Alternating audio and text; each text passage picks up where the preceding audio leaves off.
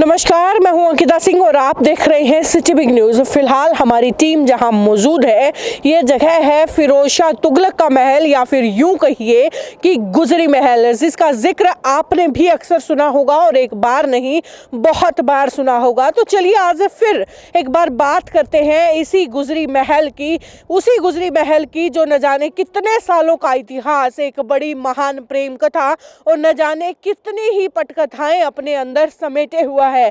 आज एक बार फिर बात करते हैं उसी गुजरी महल की, जिसकी इमारत अब बीमार हो चली है। जी हाँ, ध्यान दीजिए, बूढ़ी नहीं बीमार हो चली है। अब आप भी सोच रहे होंगे कि मैं इसे बीमार क्यों कह रही हूँ, तो जनाब इसके पीछे भी एक बड़ा ही वाजिब कारण है और ये वाजिब कारण है पुरातत्व विभाग की इस इमारत को लेकर के लापरवाहियाँ, जिसके चलते हमारी ये ऐतिहासिक धरोहर अपनी पहचान, अपनी गरिमा खोती जा रही है। अब आप भी सोच रहे होंगे कि आखिर ऐसी कौन सी लापरवाहियां हैं जिसके चलते हमारा गुजरी महल अपनी पहचान खोते जा रहा है। तो चलिए उन लापरवाहियों के बारे में भी मैं आपको बता देती हूँ कि आखिरकार किस तरीके से हमारा गुजरी महल जो है वो धीरे धीरे अपना इतिहास हमारे बीच में से खोता जा रहा है।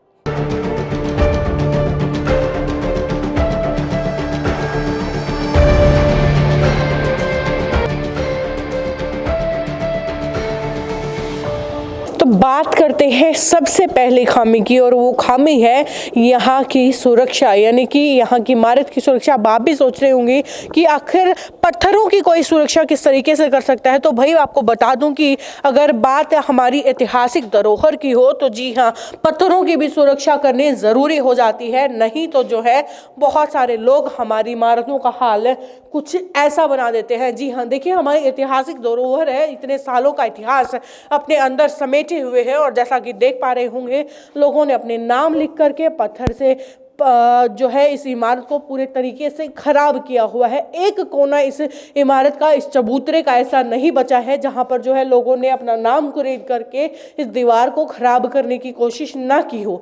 तो पहली और सबसे जो मेन मेरी बात है कि यहाँ किसी तरीके का सुरक्षा कर्मी क्यों नहीं रखा गया है जो इन इमारतों को जो है इन इमारतों की देख रेख कर सके, यहाँ पर अपनी सुरक्षा रख सके। यहाँ पर किसी भी तरीके का प्रतिबंध क्यों नहीं लगाया गया है, सबसे पहला सवाल। उसके बाद चलिए चलते हैं दूसरे सवाल की ओर।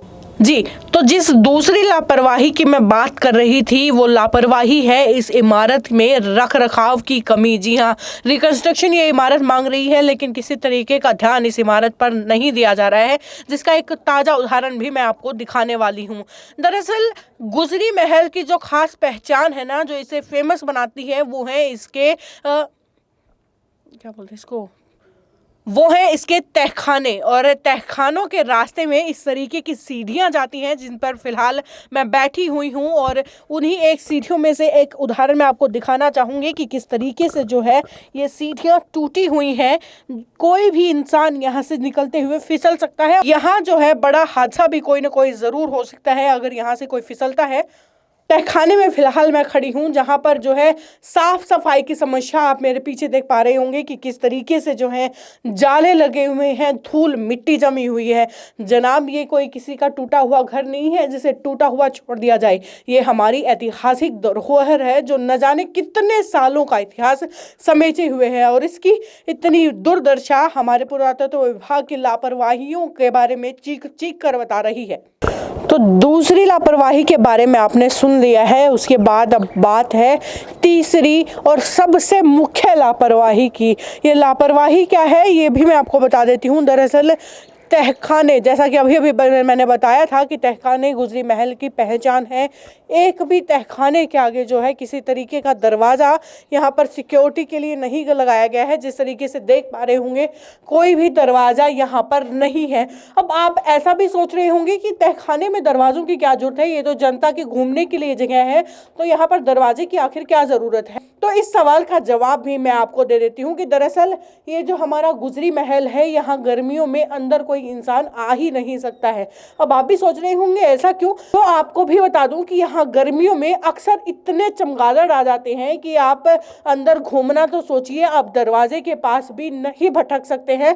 लाखों करोड़ों की संख्या में जो है यहाँ पर चमगादड़ आ जाते हैं, जिसकी वजह से आप इमारत के अंदर जाएंगे तो महसूस करेंगे कि भयंकर बदबू जो है इस इमारत के अंदर से आती है। आप 10 मिनट आपका खड़ा रहना यहाँ पर जो है वो दूभर हो जाता है। और उसके बाद बात करते हैं वो चमगादड़ों की बीट की, तो उसकी भी एक नज़ारा मैं आपको दिखा देती हूँ कि क्या हालत चमगादड़ों के बीट ने यहाँ पर कर रखी है, किस तरीके से यहाँ पर सफाई की ज़रूरत है। सफाई जो है सबसे अहम भूमिका निभाती है किसी भी इमारत के रखरखाव में, और सफाई की यहाँ कमी देखने को मिलती है। तो बाहर भी ढेर सारे प्लास्टिक के बैग्स जो हैं वो फैले पसरे रहते हैं। खैर ये हमारी रिस्पॉन्सिबिलिटी है, लेकिन पुरातत्व विभाग को भी इस पर ध्यान देना चाहिए कि किसी तरीके का प्लास्टिक का कचरा बाहर न फैला हो, क्योंकि हमारी ऐतिहासिक धरोहर है। और उसके बाद जैसा कि मैं बात कर रही थी चमगादड़ों के बीट की, तो उसकी हालत एक बार मैं आपको दिखाना ज़रूर चाहूँगी। चलिए।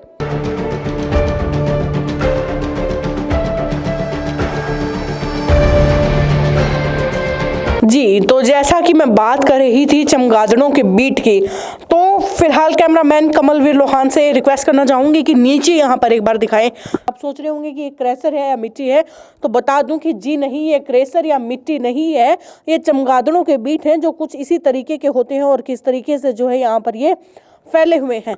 आपके जूतों के जो है जूते तक भी ये ख़राब करने के लिए ये देखिए कि किस तरीके से थोड़ी सी जगह का मैंने आपको नमूना दिखाया है।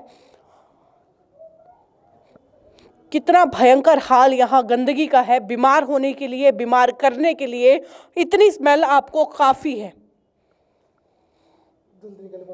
और उसके बाद बात करते हैं चौथी लापरवाही की। तो चौथी लापरवाही बता दूं कि यहाँ पर देखिए किसी तरीके की लाइटिंग्स यहाँ पर नहीं लगाई गई है, पूरा का पूरा अंधेरा है, ना ही कोई सीसीटीवी कैमरा है।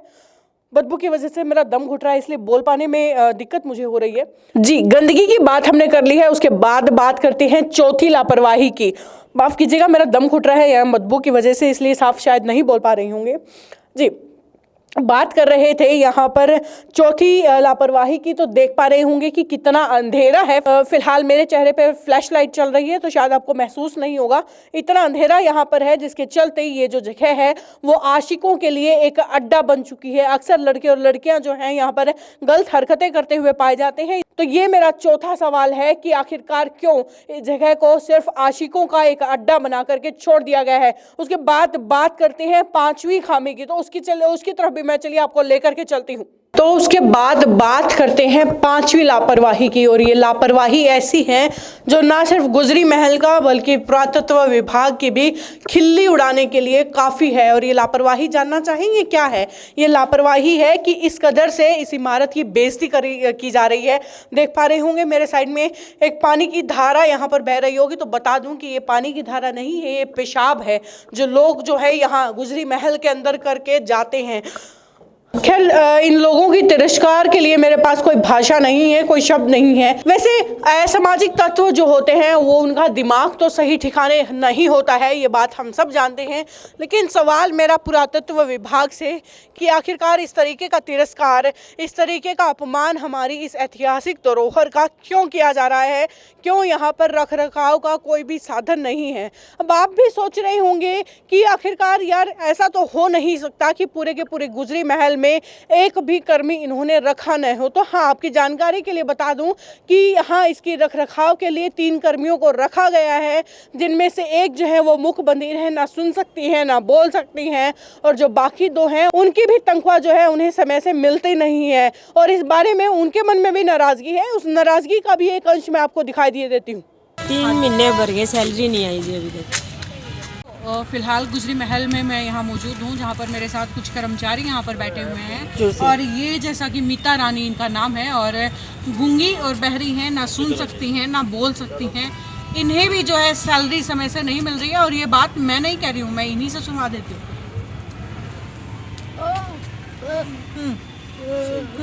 बिल्कुल, जैसा कि देखिए इनका कहना है कि 3 महीने से सैलरी नहीं आई है, खाने पीने के लिए कुछ चाहिए होता है, आने जाने के लिए हमें रास्ते में रोज किराया हमारा लगता है, वो हमारे पास कुछ भी नहीं है। तो क्या करें? और इतनी हालात हैं, कहीं और जाकर के कमा नहीं सकते। तो ये थी हिसार के गुजरी महल को लेकर के सिटी बिग न्यूज़ की रिपोर्ट, जिसमें हमने आपको गुजरी महल के उन पहलुओं को दिखाया जिन्हें आपने इससे पहले कभी नहीं देखा होगा, जिनके बारे में इससे पहले आपको किसी ने भी नहीं बताया होगा।